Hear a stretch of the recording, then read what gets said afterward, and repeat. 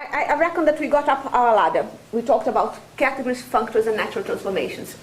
And I feel a little bit bad because I think we're going very slowly, but at least Graham Hutton also kind of goes on that sort of one lecture for each one of them, so that's okay. And I said that categories have objects and maps and identity morphism for each object, and they satisfy composition and identity law. And I know I've repeated that 1,000 times, but it's always good to repeat it again in the context of what the ladder is. Then we talked about functors, and I said that functors transform categories into other categories, and they have a component for objects and a component for maps. And the things that functors have to preserve are the composition in the original category C. So functor applied to a composition of F followed by G should be the functor applied to F followed by the functor applied to G. And that a functor should respect identities. So a functor applied to the identity in a C object of the category C is the identity in D on the object F of C. So, and then we have, yes, go ahead. So, don't you get the identity condition out of the previous condition from the fact that identities are unique? I don't think so. Let me think a little bit. But, you know, you're going to have that F of identity followed by G is the same thing as F of G. And you're going to get that, and that's the same as identity on the other side. But I don't think you get it, because I think you only get that it is an automorphism on the F of C. So, you know, what I'm saying is that you have to actually pick up the identity on F of C, not just anything, I think. But try to prove. Okay, and I said that there was a wrinkle there because of this business that, you know, it's much easier to define a functor just like so and not worry so much about this business of covariance and contravariance of functors. But that actually you have a bit of a problem, because either you kind of God give you the opposite of the categories, and then you kind of accept that if you have an opposite category, then it will kind of swap the morphisms around for you. Or you kind of say, okay, the thing is functors come in two varieties. And you know, what they have to preserve is this idea that you have a collection, a little thing that has three objects, which I said it yesterday several times too. You know, you have something like that, and if you want to preserve something that some people would call a catch that's like that, you have two ways of preserving. Either you preserve it in the order in which it's given, or you preserve it exactly in the opposite order, kind of reversing this and reversing that. Another thing that Graham says several times that I think is worth pointing out is that you can't just preserve sometimes and reverse sometimes. You have to either preserve all the time or reverse all the time. What you can do is, whenever you have what we call bifunctors, you can have something that is reversing always in the second quadrant and preserving always in the first quadrant, and that's the example that we played with last time. But you know, inside it, you can't go swapping around as you might want. Then we talked a little bit about constructions, both constructions relating categories. So we talked about the opposite or dual category. We talked about products of category. We kind of did some extra examples like the slice category and the home functor. And we talked a little bit about constructions inside a category. So we talked about initial terminal object, but that was the last thing I said yesterday. And we talked about products, pullbacks, and equalizers. And you see, I've been a bit naughty because I didn't talk much about because of this ability to dualize everything and reverse arrows and everything that I'm talking about, there is a version that's the dual. So I did not talk much about co-products or the co-pullbacks, which are called push-outs, or the co-equalizers. because what you do is just you reverse the functions, all of them with care, and reverse the morphisms, I should say.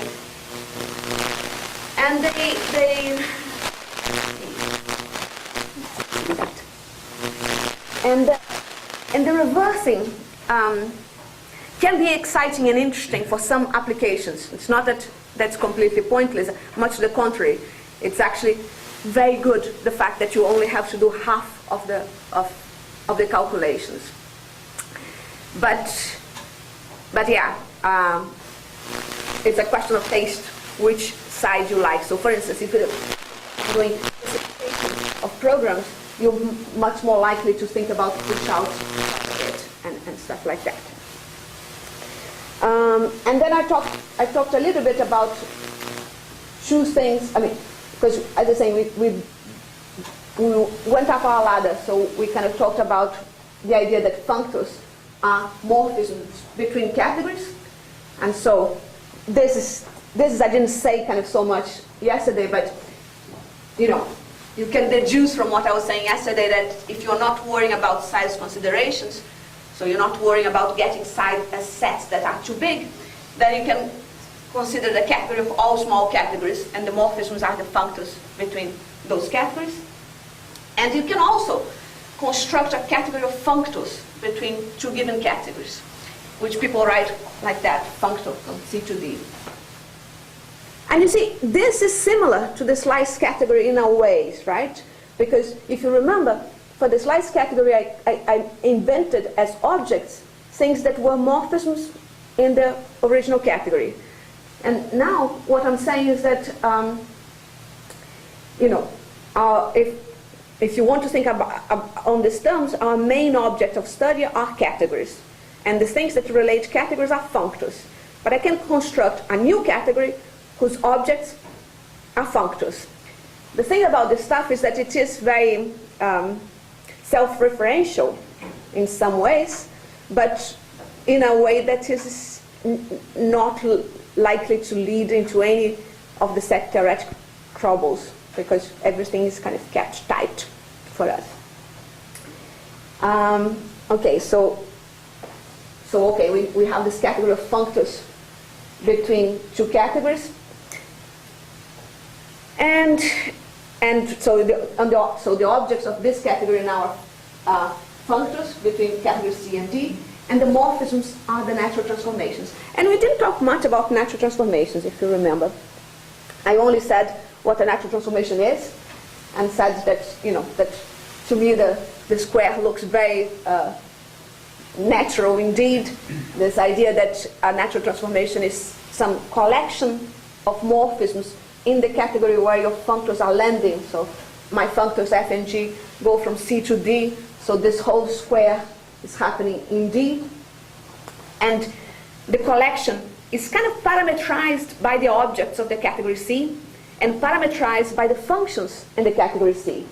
So for each f from C to C prime, I will kind of construct a little square like that, and I will have the natural transformations themselves are the morphisms from f of C to g of C, and f of C prime to g of C prime, that make such a square commute. And the thing that's kind of interesting here is that it looks like all the action is happening in the category where you arrive. But because we are indexing everything from the category where you started, you're actually transforming one functor into the other functor. And I only gave you the example reverse between lists. And since list was a functor from set to set, as I said, it was a very small example somehow. And I thought I should at least give you another trivial example, which is the identity natural transformation. You know, just so that you see how many levels we are playing with on this stuff. So how does it go? We're trying to do a natural transformation between two functors. And the functor that I'm looking at is called f, right? How does it go now? What do I have to do? have to give you a collection. Let's look at the definition again. What you have to give me? You have to give me a collection of morphisms, right? One for each object in the category C. That makes sense, right? So I'm kind of saying that they're going to be called alpha identity C. So I want a whole transformation called alpha identity C, and I want to look at each one of its components in the object C. So I've just repeated the diagram from the previous slide and kind of substituted the things that I know. So I want a natural transformation alpha from F.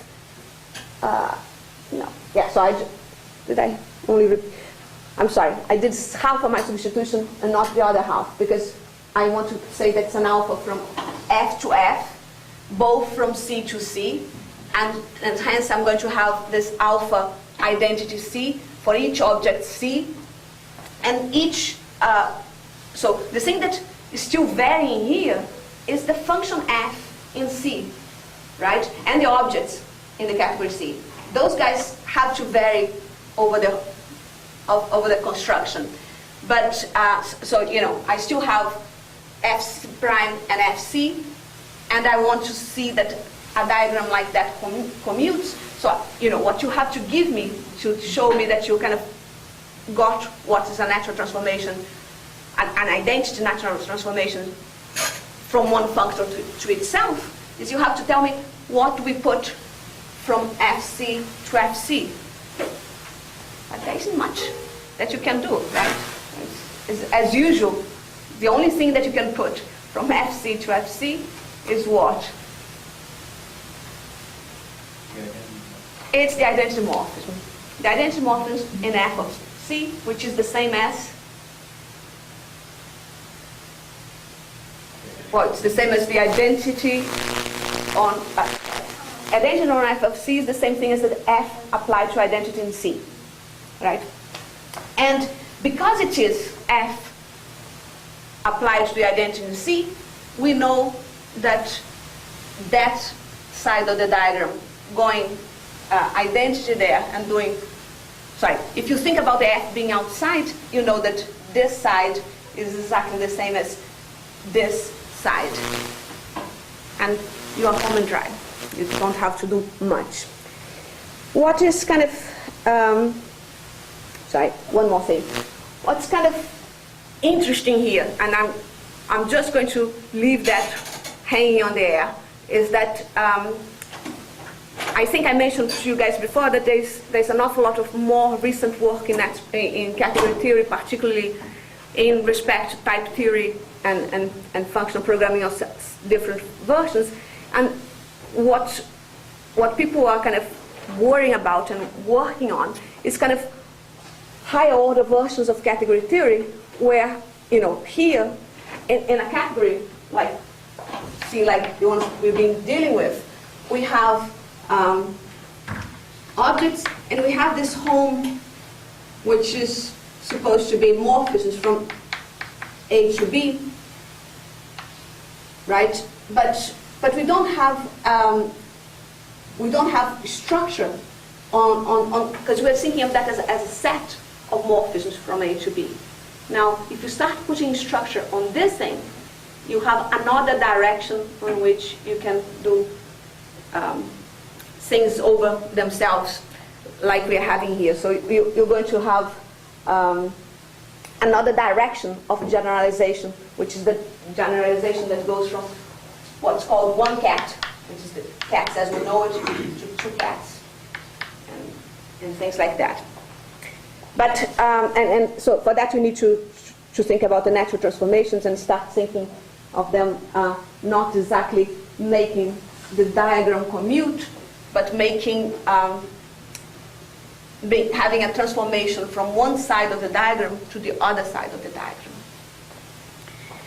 Okay, but that's just recapping what we've been doing, and I finished yesterday on this slide saying that, you know, trying to use the thing that says that the more you see of something, the easier it gets to like it. So I was saying that that given two functors, C, F from C to D and G to C, we're going to say that F is left adjoint to G, or that G is right adjoint to F, if there is a natural bijection between the morphisms in D from FC to D and the morphisms in C from C to G of D. Now, this is kind of, there's lots of things going on here. And I think the thing that I want you guys to think about is that this is just another way of talking about equality that's weaker than equality.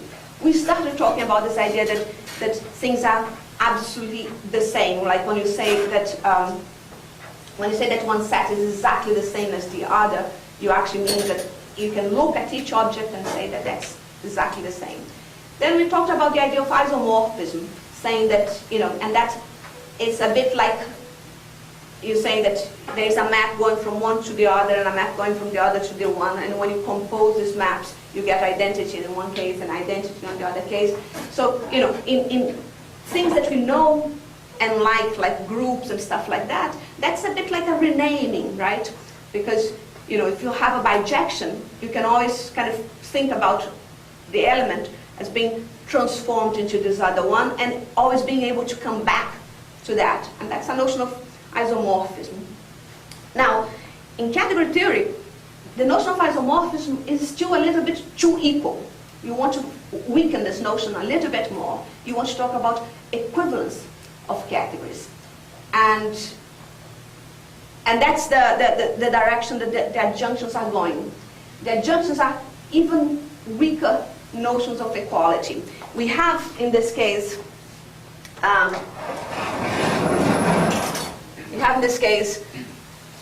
our category C and our category D, and we have the F, and we have the G. And we are not saying that we compose the two things and we end up in the same place, but we're actually saying that we compose the two things and we end up in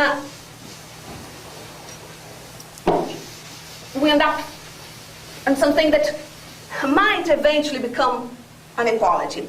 Because if you have a C here, so I have a little C in C, and you do F, and then you do G, you can, you're going to go from C to, let's kind of write this properly, G of F of C. And similar to the other side, right? All things here are symmetric to a certain extent. And so, if you, in the notion of isomorphism that we're talking about, doing the two things, you end up on the same C that you started from. And here, you don't. You only have this bijection that has to be natural, and natural in the sense of natural transformations, and natural in both the C and the D. And the notion is complicated, that's why it took so long for people to get it. But the version that you get, if you're thinking instead of categories, if you're thinking of posits, this notion not only was discovered by Galois kind of in the 1800s, but also has been rediscovered by people after people, person after person in mathematics and computer science and stuff like that. And so normally someone kind of comes up with a nice construction and stuff, and someone tells, oh, it's just another Galois connection. So let's just see. So if you like this best. It is the same idea, it's just that it's simplified. So if you have a partial order A and a partial order B, and you need to have what are normally functors between categories, when you go to the partial order setting, becomes just a monotone function. So you have an F from A to B that preserves order, and you have a G from B to A that preserves order. And what you say is that F of A is less than equal B, if and only if A is less than equal G of B. Because, the reason this thing is so much simpler is that you don't have to think now about the complicated stuff that I packed up on that congruence sign there, right? I'm putting an awful lot of information that you have to unpack on that little sign there. This business of being a bijection of natural in C and D is complicated. It does mean that you have an association from the morphisms on the left to the morphisms of the right, and one from the right to the left, and that whenever you change the C and whenever you change the D, like we were saying yesterday about not looking inside and stuff, that the thing still works. And hence, so in this case, when we get to the postage case, we have a much easier situation because there's no, the naturality comes for free in this case. You don't have troubles with that. It's just if and only if there. And as I was saying, this has been rediscovered time and time again. It is the basis of at least 3 huge fields in what people call theoretical computer science. It is the basis of abstract algebraic logic. It is the basis of abstract interpretation of programs. And it is also the basis of concept analysis and stuff like that, some information flow too. So there are kind of good things that you can do with that. But it's kind of difficult to produce examples. If the natural terms, yes, well, go ahead. Maybe one of the examples which is more natural seems to be if we have a set of integers, right? Mm-hmm. And the sets of -1, 0, and 1, right? Which is like a sign of an integer. Right. Right. Mm-hmm. So the transformation is that one function is that for each integer tells what sign it is, positive, negative, or zero. Right? Neutral. The opposite is a concretization function. It means from -1 it maps to all negatives, +1 all maps the to all positives, positives, and well, 0 zero equals goes 0, right? So this is a Galois connection here, right? So this is very important. Yeah. And I think for Galois connections, there are kind of a few good examples of things that one could do. I wanted to do a real junction, which probably is a stupid thing, but that's what I want to try here. Kind of, I want to show the free monoids because that does have more than the Galois connection, and I want to try the Cartesian closeness or monoidal closeness if we can. So let's try this one. Let's see if it works. So you remember the free monoids that we discussed on Tuesday, right? And you remember that, I hope, that we have a functor free that takes any set and gives us a monoid generated by the set A. And the elements of the free monoid are kind of sequences of elements of A. And I kind of changed my notation a little bit. I think I said lambda before for the empty string, and I just used that dot for concatenation, but kind of not there.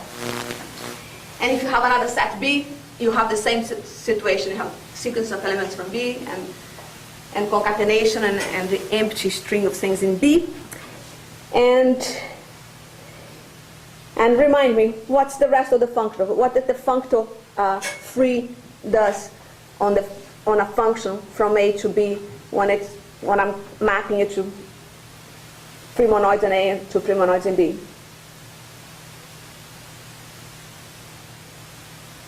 It is the obvious one. It's not a tricky question.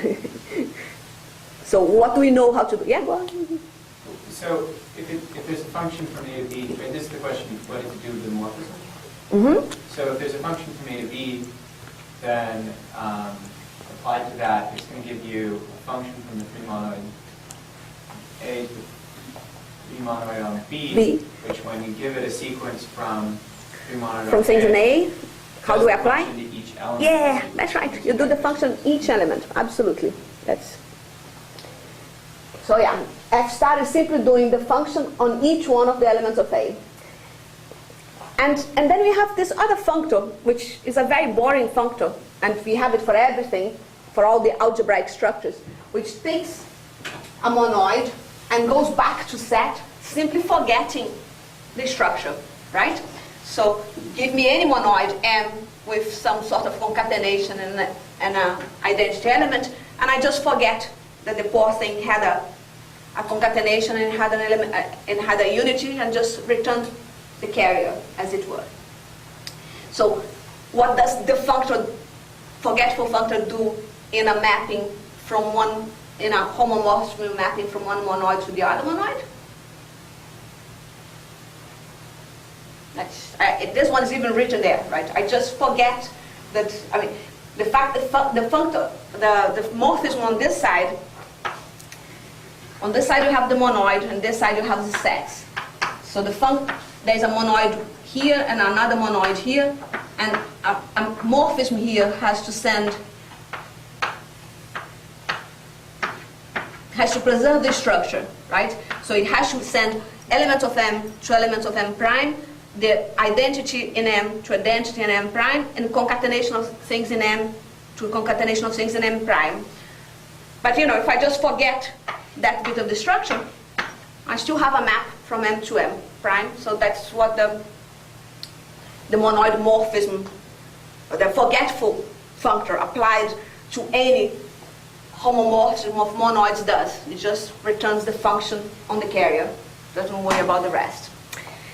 Now, the hope here is that we can see the adjunction. Yeah, go on. Sorry. Good to stop. So this is about the forgetful functors. Yes. So if you have a group, and Two operations, multiplication and inversion and identity. Yeah, that's what a group is. Sure, yeah. So you have a group, and let's say it's a group that like rotates something around 30 degrees or something like that, right? So that's a fine group.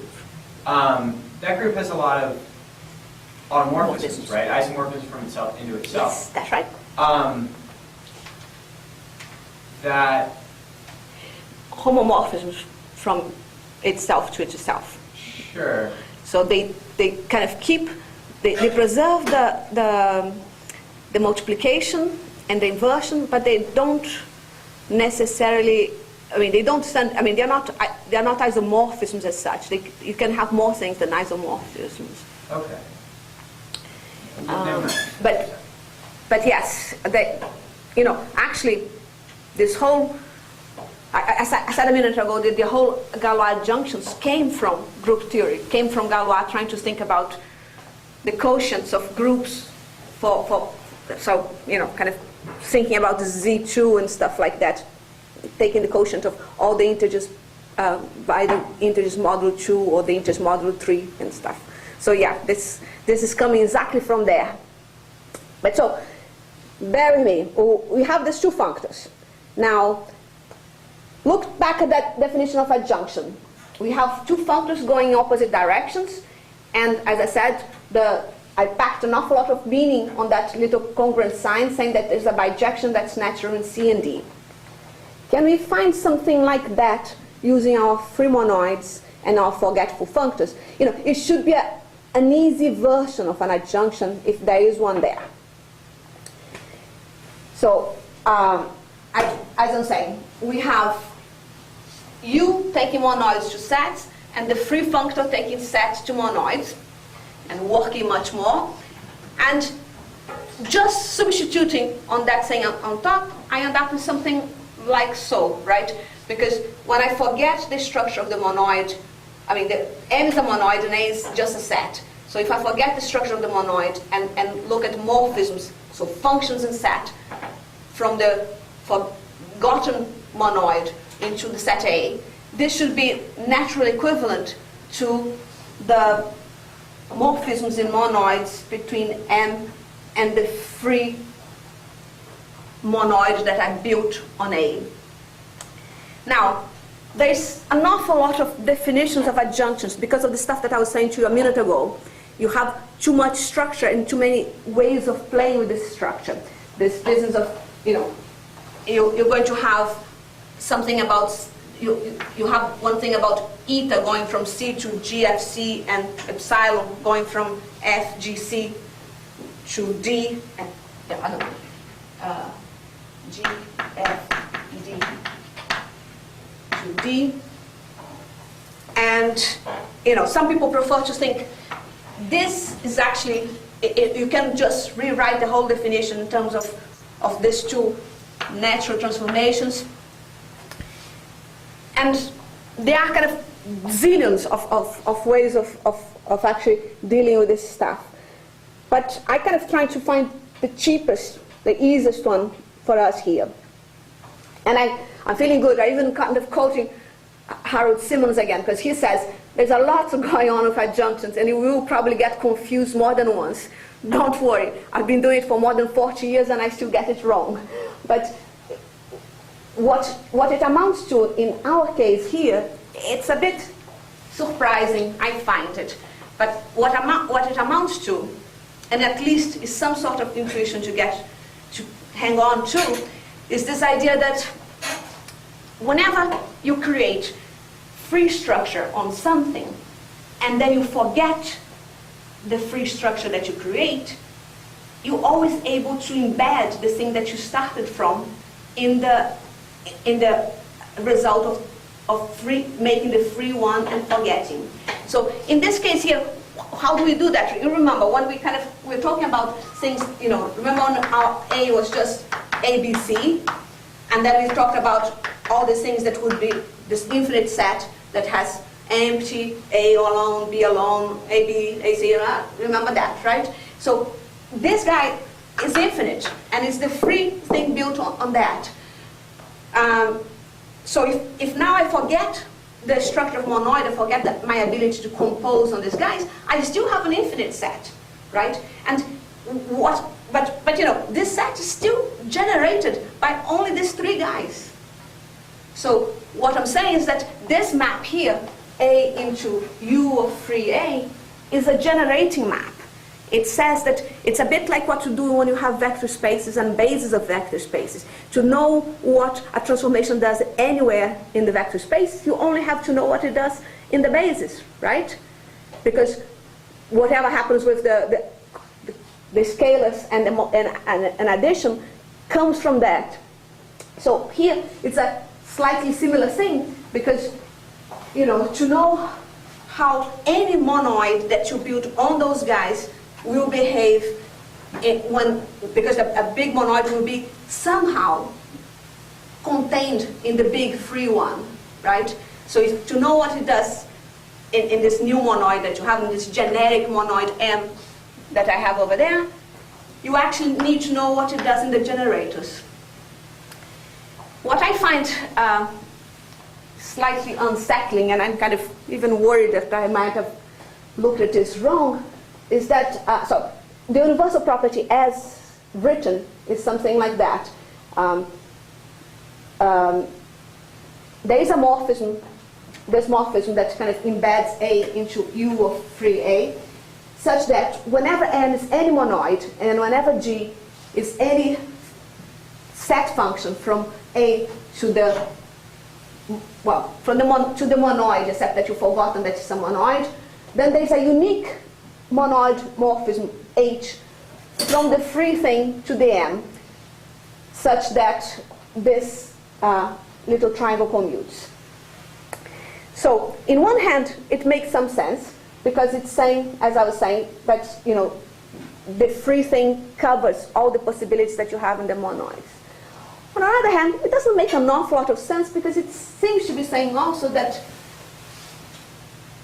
any map, I mean, a map from A to, if I decided to get an M that was very small too, kind of a small finite monoid, that any map like that can be broken down into one that goes through this gigantic construction. So it is unsettling. But I think the intuition to hang on to is this idea that there are generators. Whenever you have free constructions, there are generators, and those generators determine what happens in the other on the constructions that you can make out of them. And I was going to try another kind of very, very familiar adjunction that, it's so familiar that you might not find that it's sensible to try it. Because, so kind of forget all about category theory and just think about functions from A product B into C. This is just currying, right? If I have a function from A with 2 arguments into something else, I can always make it, transform it into a function that lots of times we don't even change the name, we just say f again, that goes from the first argument to a function, from the second argument to the third argument. So that's trivial currying, and as I said, Sean Finkel, I think, was the first person to notice its importance. Now, what we want to do now, so that's in sets, and it's all good and traditional, and it's even high school, not even high school math, middle school math. But can we do that for a generic category C? What we need to take this adjunction that is displayed there and make it into a generic categorical one. So first thing we need, well, at least if products really mean what we intend them to mean, we need to have products. So that's easy. But the other part, it's kind of more complicated, because we need to internalize the notion of maps in C from element B to element C. You see, what's happening here is that in categories, we have this external home, right, which says these are the maps from B to C in the category C. In sets, we have that, but we also have what we are writing over there as C to the B. These are also all the maps from B to C in sets, right? So there, they coincide. What you do externally coincides with what you're doing internally. But that's very rare. Like, for instance, if you're talking about linear transformations between vector spaces, they are much smaller. I mean, there's very fewer linear transformations than transformations in general from a linear space to another linear space. You know, very specific things will preserve the linear structure.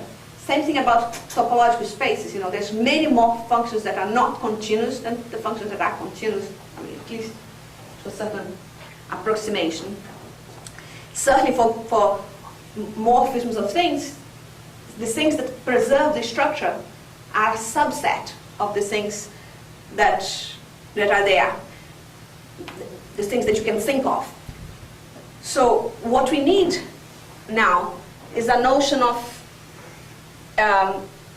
it's to discover when we can do this business of transforming the maps that we can look from outside into an object of the category. And as I say, in set, that's totally easy, and that's actually where our notation comes from, because you can even identify the set of all functions from X to this set 0, 1, basic space, because you're using characteristic functions. So what do we want to do in a general case? In a general case, we want to kind of follow the easy case as much as we can. So we start with saying, okay, we have a functor which is blank product B for a fixed B, and on objects, this functor, on an object A, this functor will give me the product A cross B, and an object A will give me A prime cross B. What does this functor do on a morphism from A to A prime? It's the usual. What does it do? There are very few things that it can do here, right? So it's going to come from A cross B to A prime cross B. So what can I put in there? Go ahead. So it's going to take a pair A, B to F of A. Yes. B. That's right. So that's kind of F identity in B, right? That's what we can do. So that's what the functor does. So it's product with the identity on B. Now, think about this thing that we are trying to describe. So the functor blank to the B from set to set, because in sets we know how to do it. What it does? In an object D, D to the B is the set of all maps from B to D, and an object D prime, the same, B to D prime. And what does it do on a morphism, F from D to D prime? So kind of usual stuff. We have, I just have to be careful because sometimes I prefer to write it as a square thing, but because we have B to the D, that's where my D goes to. And then we have D prime to D prime to the B. And again, we have another generic F here. So what can we do here?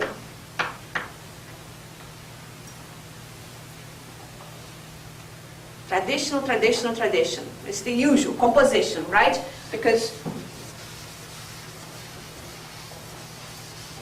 what we have is B goes to D by some age that we're not even thinking of, and then D goes to D prime by the F that we are looking at, and that's something that lives in the right place in the image of the functor on D prime.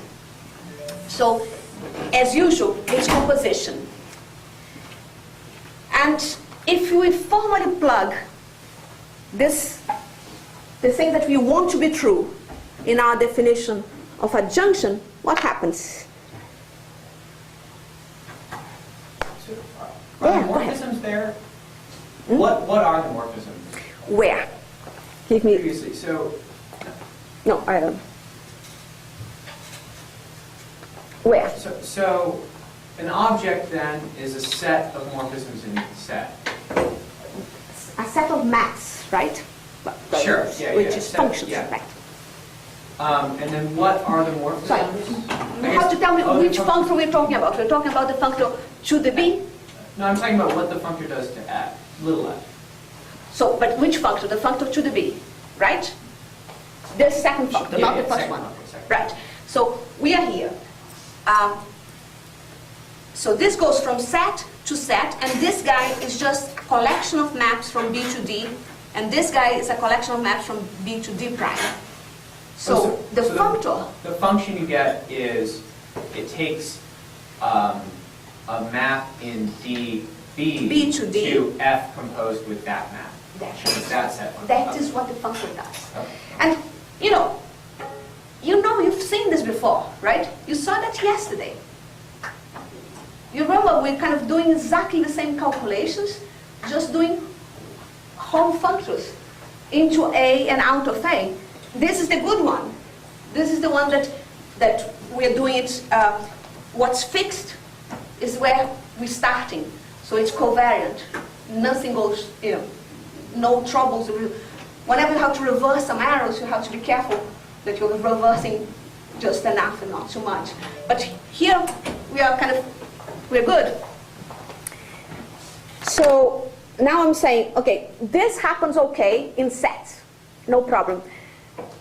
Can we try to generalize it to a different category? Or actually, two different categories, because at the moment I want to generalize it to something like that, right? I want to generalize it to something that, if you remember 2 slides ago or 3 slides ago, I was talking about adjunctions, going functors between two different categories. But here, my two functors, the ones that we know how to do, the ones that we actually know properly, they happen in sets. So both F and G are functors in sets, like so. So, what we just kind of saw is that in set, this thing works perfectly fine. I have that the collection of morphisms from the product C cross B into D is the same as the collection of morphisms from C to the exponential D to B, which actually is the same as the morphisms in C to this object B to D, which is it's just a different notation for the same thing. And now what I want to do is to say, I want to conclude that in a generic category of products, I've done a junction between functors of this shape and this shape. And here is where I'm actually cheating on you guys, because I didn't tell you how to construct this functor B to D in general. I told you how to construct it in sets. That's not hard. But to construct it in a category C, any category C, I actually have to work much harder. I have to show you how limits and so how to get any limit out of the notions that I actually did give you. Products, pullbacks, and equalizers can produce any limits that you might want. But so, what I'm saying here is that what I'm the trick that I'm pulling on you guys is as follows. I can either work very hard on the limits and then get the definition of to the B is easy, or I can work very hard and try to convince you that adjunctions work, and then, as I'm doing here, just saying that just using what you know about sets to pretend that you can do the same for any category C. And as I say, it's a bit like riding a bike. If you start believing one, you go. So what lots of books do is to say a category C is called a Cartesian closed category if it has products, and for each object X in it, that product functor that we've been discussing and that actually does exist, right, because we just said that a category has products, has a right adjoint written as blank to the X. And that means that we have this famous bijection between the homes that's natural on A and B, and the X is fixed here, so it's a bit of a funny thing. The X is the fixed ones, and the A's and B's are the ones that vary. But so the point is that, okay, let me try to recap what I'm trying to pass by you. I'm trying to say that there is a slightly complicated situation here, because I'm trying to use the adjunctions that you know for sets as a way of giving you intuition on generic adjunctions. This is not kosher. It's not what Poincaré would call predicative, because I'm just saying that I can define right adjoints in terms of function space, and I can define function space in terms of adjoints. And either way, you end up with the two notions, and they are related as such. And that's kind of fairly important, because it is the notion of function space in category theory and in logic that is the engine of the things that we do. If you accept this idea that adjunctions are the good way of talking about the notion of internalizing the morphisms of your category as an object of the category, then you see that most of the structures that we need are kind of minor variations of that. So that's why Cartesian closed categories are so important in computer science in general, is the fact that you need to have an object of your category that represents all the possible morphisms. Go ahead. So right adjoints aren't unique in general, right? They are unique up to ISO, again. Okay. So Given a functor, if it has a right adjoint, it has a single right adjoint up to ISO. okay. So the thing is, the two things are tightly connected, right? It's the pair F and G that's an adjunction. Yes, please, go ahead. Oh, so when you said X is fixed, is that like constructing a slice category of it, or not at all? Well, I'm kind of, for the definition, I'm just saying, consider a fixed X and think about these two functors that we discussed in the case of sets carefully, right? You can think about that for any X. I'm not, but any X will give you a tuple, no, a pair of those functors, right? You have a category C, you pick one object there, you have two functors like that. If we've managed to say that they form an adjunction, then B to the X is an internal home, and that's the, and B to the X then is the objective functions inside the category. I think we're going to go back to that in a little while, because I want to kind of go forward and then come back. I think these things sometimes get better when you have them seen more than once. Now, one small thing here is that there's not an awful lot going on the fact that that product there is a real product. That's a Cartesian product. That is a real categorical product. That is a product that's unique up to ISO. If you remember, products, pullbacks, equalizers, and now adjunctions are all unique to ISOs, up to ISOs. But we can do a similar trick of internalizing the collection of maps when the product that we are using is not a real product, it's just a tensor product. So a tensor product is just, do you remember what we said about products, right? You remember the definition with the P on top and stuff, but we said you have an A and a B, and you make their product AB, and what is that? It's the diagram that has a projection here, a projection there, to A, to B, and anything else that tries to be a product and has a projection like so and like so, then there's a unique map, and it's the uniqueness of this map that makes this whole thing universal. Now, I think one step that I've forgotten to say is that, this whole construction is functorial. So let's have a look at this quickly. To say that this construction is functorial, what do I have to do? I just have to say, well, I'm taking objects in C, and I'm giving you an extra object of C. So I take A and a B, and that gives me the product here. And then, to show that it's a functor, that the whole construction of products within a category is a functor, what I have to say? I have to say, well, if I have an F here, and if I have a G here,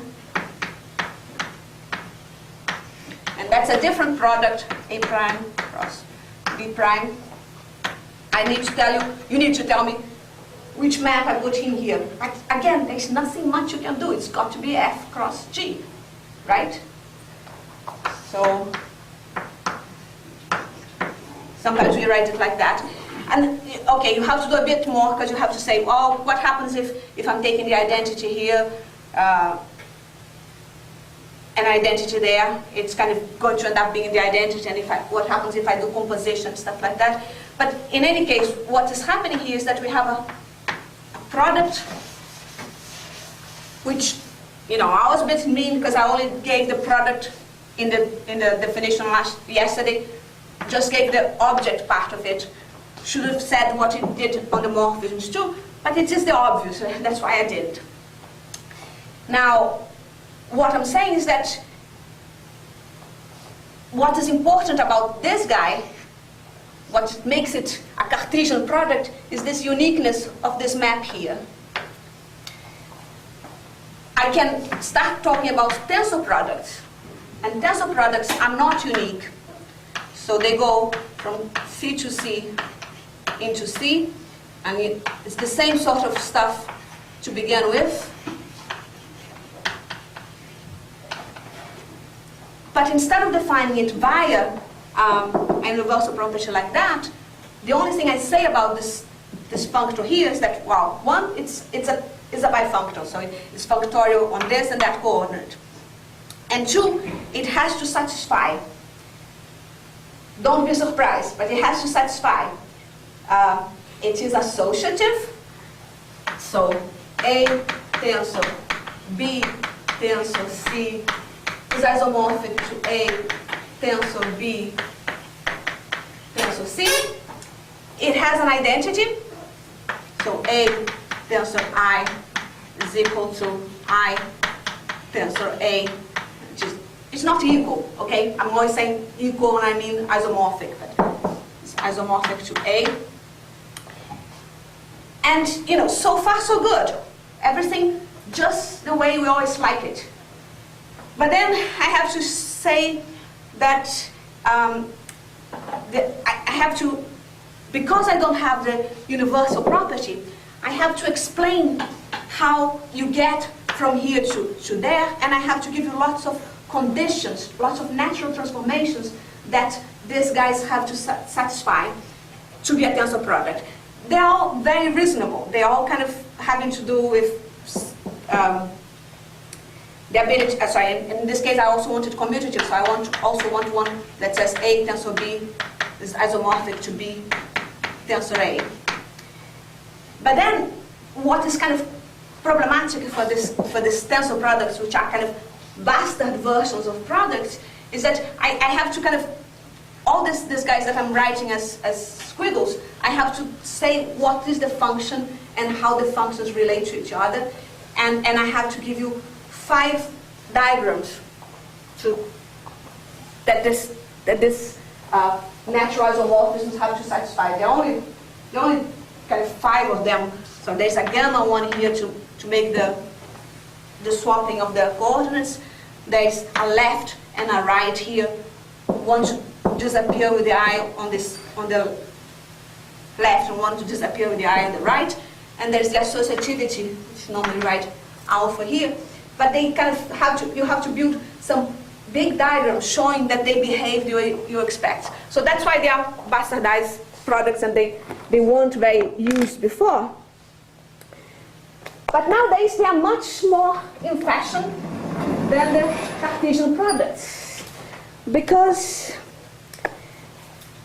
well, I think I've forgotten to do this. Maybe I'm going to do it later. Yeah. Because the thing is, these tensor products are much more flexible. You can model many more things with tensor products than we can with Cartesian products. Cartesian products are unique up to ISO. As we are saying, if they exist, that's what it is. There's nothing else that you can do. And this is kind of my segue into logic, because if you squint, if you look at that, if you look at this, I already translated it, right? But if you look at both of these things, and instead of seeing a product, you see a conjunction sign, and instead of seeing a function space, you see a logical implication. So then you are talking about the deduction theorem. You know, you have to translate the things in your mind, right? So you have to say that, you have to think to yourself that, not so good, I've forgotten, you have to say that any proof of A and X to B corresponds bijectively to a proof of A that implies X to B. And if you look at it like logic, that's what it is, and that's the basis of the Curry-Howard, the categorical version of the Curry-Howard. And that's why we're going to start now talking about Gensen methods in category theory. But it's a pretty weaker version of the deduction theorem, right? So can you actually get the full version? I mean, it's not very weak actually, because you can do. I mean, which one do you want? Do you want gamma? I mean, version of the deduction theorem. Gamma A proves B if and only if, well, you see, I'm doing a traditional trick here, right? Because gamma is just a collection of other assumptions. And I can always kind of tensor or product them all together. So I kind of transform that into a big G. So that's G and A proves B if and only if G proves that A proves B. Yeah. So, you know, the whole point here is that I need to be able to transform my commas into an internal version of conjunction. And that's what I do, what I did. I can do that. That's why I kind of put the two versions here. Because I can do that either with real Cartesian products or with tensor products. The problem is that, it's not a problem, that's the good thing, that to model, it's the traditional thing, like, you know, you don't need uniqueness in the syntax. Syntax never forces you to have uniqueness. It always forces the existence of the maps. So to deal with a sequent calculus, you need the maps to be there. And you need the ability to put them together, which tensor product does. Okay, but I mean, in the form, on the next slide where you, but you introduced, well, arrow is the implication, but it has to be a proof that it is an implication, right? It satisfies the same laws of implication. The implication, introduction, elimination, because now I just simply, write a symbol without, and call it implication, but there's an obligation to say that it is an implication, right? So per se, it doesn't actually prove anything, right? Right. And the way we do prove it is actually by going over the rules of the sequent calculus and actually using our lambda abstraction to do the implication, right? And that's we'll do kind of probably tomorrow. But we start. You can actually do it categorically, right? So yes. You can prove it, but this is not yet a proof, so you actually need to do more, right?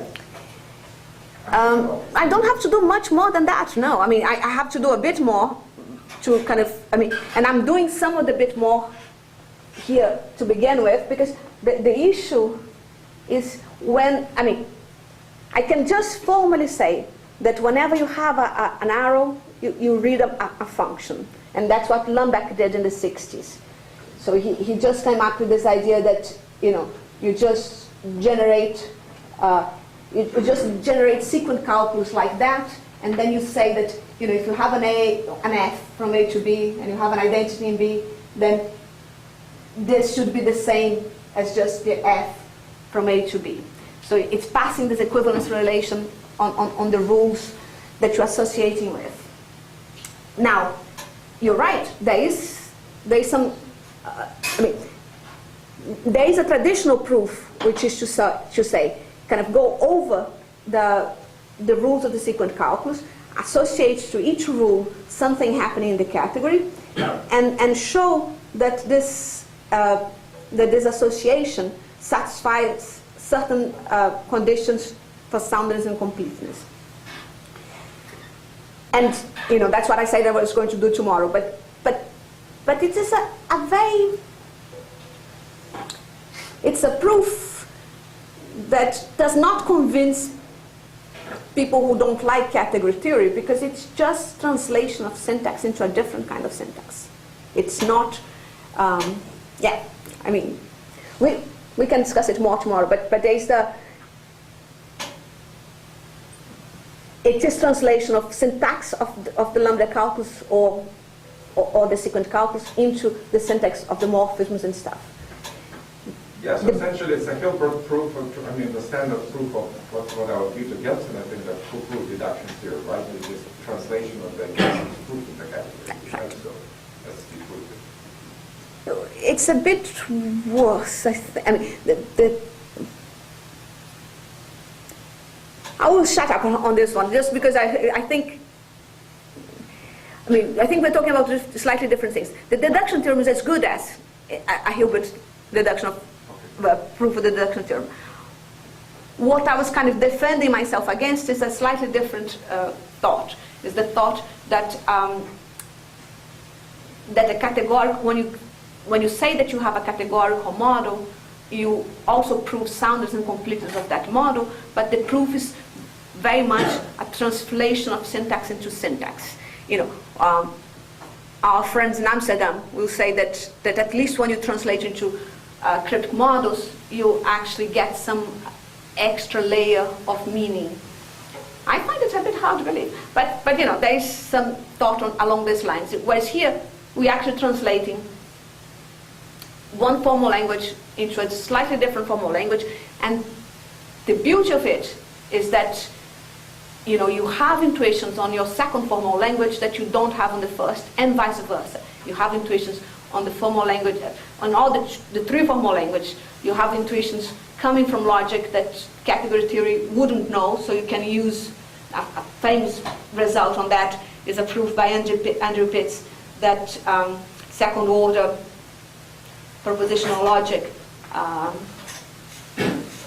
has interpolation. That's kind of a early 1990s proof where, because he had lots of intuitions in category theory, he could prove a result that lots of people did not know in logic.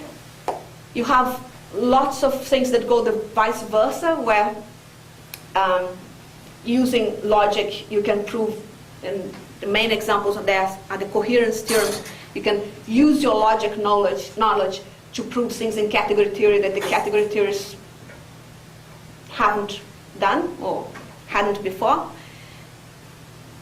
And this same sort of thing goes for the lambda calculus, right? You can prove things in the lambda calculus that you did not, or can suggest things about the lambda calculus that you did not know, because you have the category theory telling you which equations you want to put on your terms, and vice versa.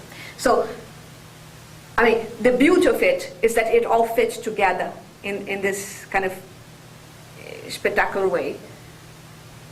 But in some ways, it's just syntax translated to syntax. Come back.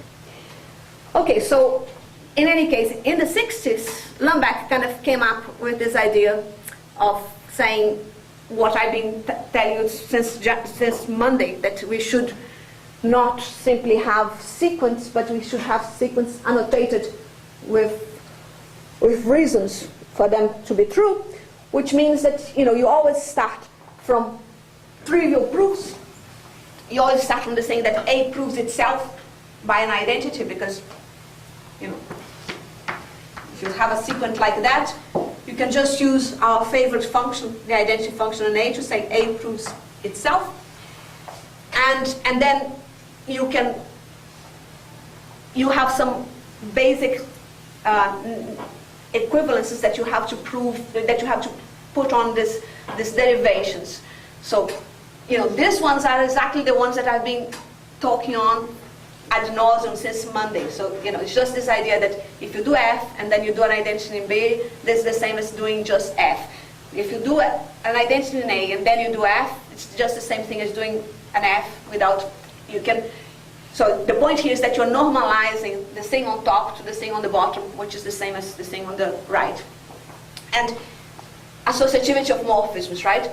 If I do G and I do F, that gives me that, and then I do an F, so H, G of F is the same as doing F and G and then doing H.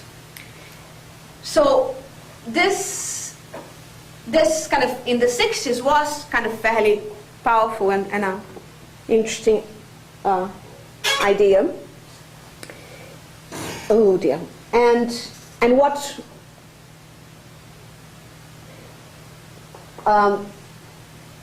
and while you can see that it works very well for kind of very simple systems, just like, this system here does nothing, right? You just have identities and cuts. That's the logic that we're talking about here.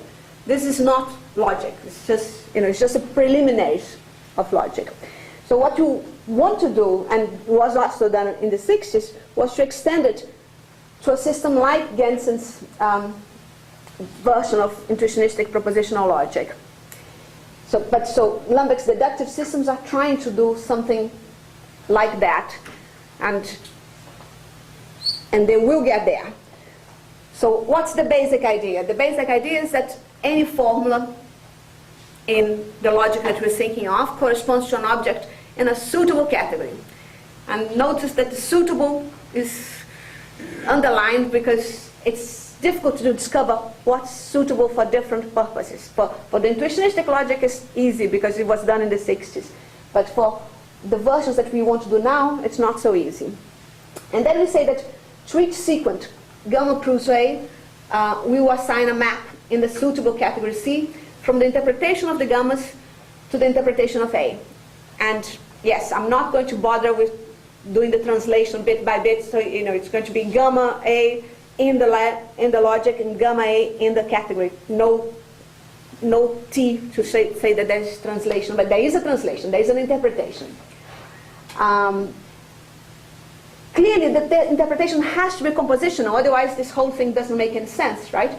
So the interpretation of the gamma, I'll get it from the interpretation of the components. And the point that we're discussing just now is this business that what's the less constraining construction that we can do in a category that will interpret the context gamma properly. It will depend on the logical system that you're playing with, the logical system that you want to deal with. So other people will worry about commutativity and associativity of commas and stuff like that. But if I'm talking just about intuitionistic logic, where conjunction is commutative and associative, the Cartesian product will be just fine, and a commutative tensor product is also fine. There's no problem in either of them. And that's the stuff that I was doing on the board earlier on, saying that tensor products are just a product like functor, bifunctor, that takes C cross C into C, which is associative, commutative, and has an identity. And as I said, categorical products are unique up to ISO, but tensor products are not. You can have several. So that means you can have several notions of conjunction in your logic system. And a category of an associated tensor products, normally called a monoidal category. And as I'm saying, they are very fashionable. They're getting to places nowadays. Whereas a category of an associated categorical product, the ones that have the uniqueness here, or universal property, normally is called the Cartesian category. And this is all very well and good, but there is, lots of people are glossing over problems with coherence that we are glossing over too, but at some stage they might come and bite us. So what I intend to do tomorrow is this business of add the terms and morphisms to a suitable version of the sequent calculus rules to get a full interpretation of this simply typed lambda calculus in a category that is a Cartesian closed category. And this will allow us to think of proofs both as lambda terms in the simplified lambda calculus or morphisms in the category that are, as I was saying, built from identities and kind of the constructions that we do on the identities. Meaning, I have a proof from A to A and a proof from B to B. I can put them together using product, and that's kind of the construction that I can do. Or I have a product, I have a thing from A to A and a thing from B to B, and I can do a function space between the two. And so these are the constructions that I have in my category. And you might say, like Oleg said a minute ago, are we there yet? No. We must prove that it works. We must prove that we have this kind of triangle that I talked about early on. But the main thing is just this very trivial idea that whenever you have rules like mod exponents, so A implies B and A, you can apply A to the function A to B and get a B. And so that's the total trivial one, right? It's kind of there's nothing much happening here.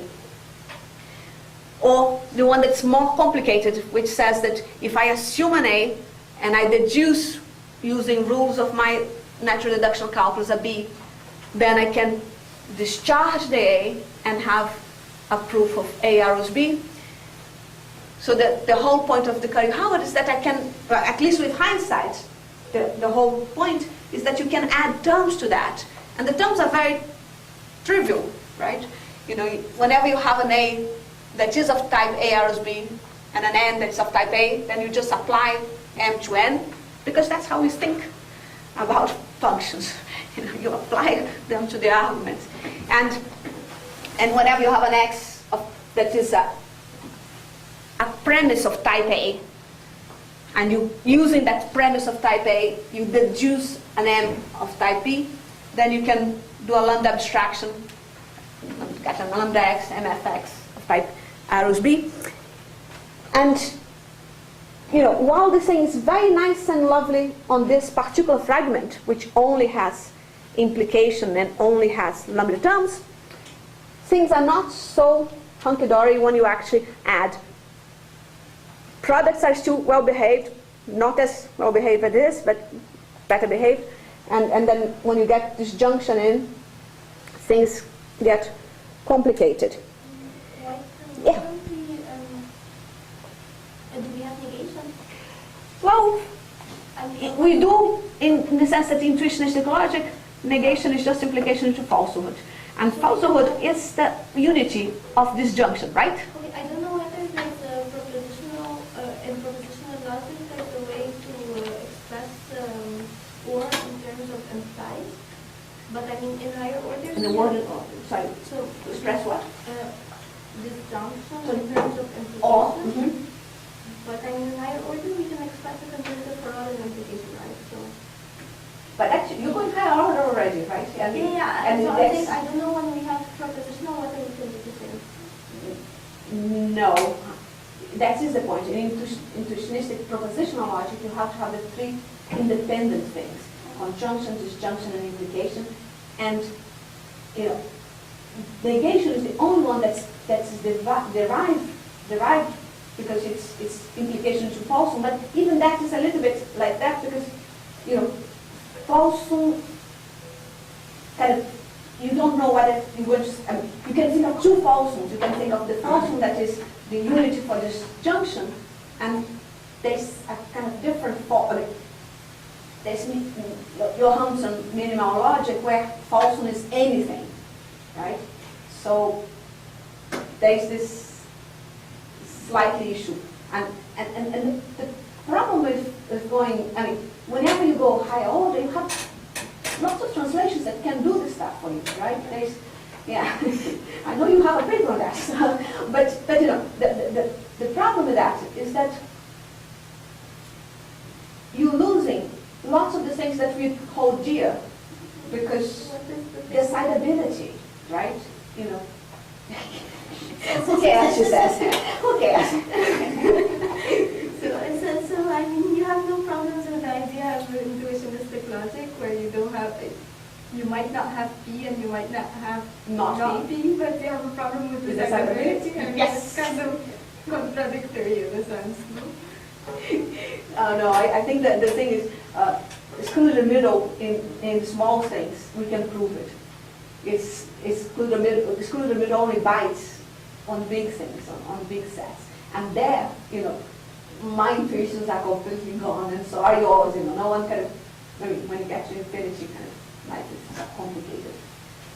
But, anyways, I mean, that is the hope is that we can.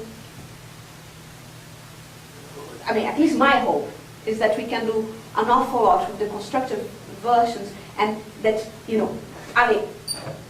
I'm pragmatic about that. I'm not saying that I'm not going to use classical logic. I definitely use classical logic in my daily life, and whenever I need to use it, I use it.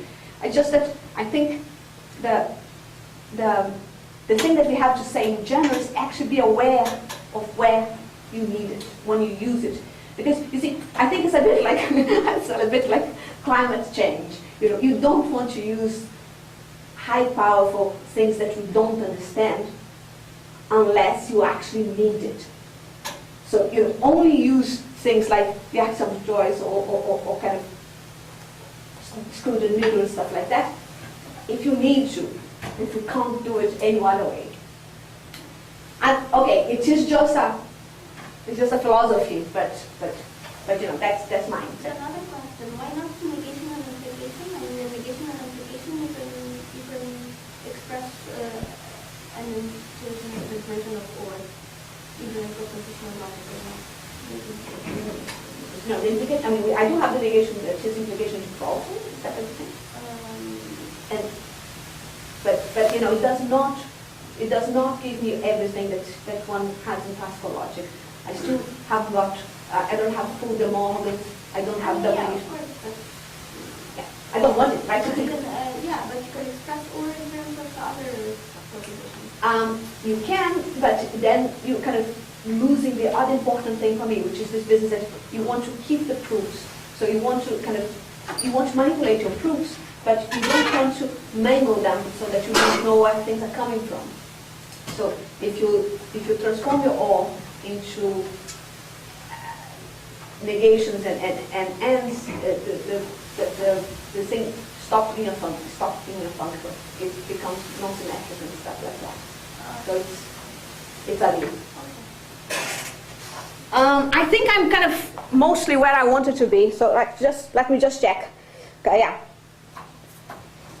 So what I'm saying is that we can add terms to natural deduction, and that's the Curry-Howard correspondence.